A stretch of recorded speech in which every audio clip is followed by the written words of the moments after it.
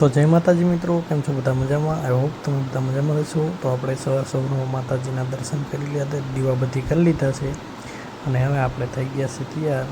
તો જય માતાજી બધાને અને માતાજીના દર્શન કરી લીધા ચાલુ છે.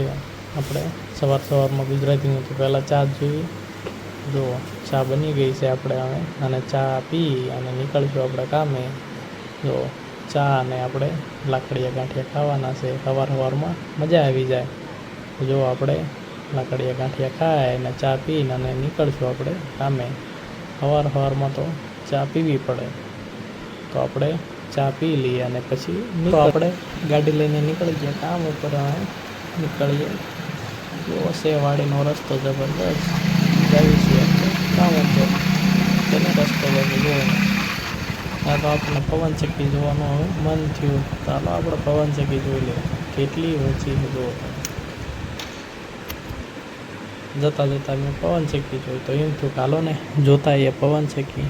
તો આપણે પવનચક્કી જો આજુબાજુ કેટલી પવનચક્કી છે, જ્યાં જુઓ ના પવનચક્કી જ નીકળી. જુઓ તો બધી બનશે આજ પવનચક્કી. જેટલી પવનચક્કી છે આજ બધી બનશે. એટલે આપણે પછી બધી બનશે. આપણે જોઈ પવનચક્કી જુઓ તમે છે ને. આપણે મીંદડી બેન આવે દરરોજ દૂધ પીવા, તો એને થોડુંક આપીએ દૂધ.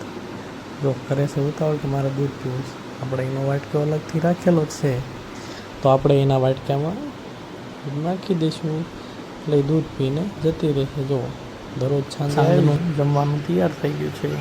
ભીંડાનું શાક છે, બાજરાના રોટલા છે અને ગાયનું દૂધ છે. તો આવી જાઓ બધાએ જમવા માટે.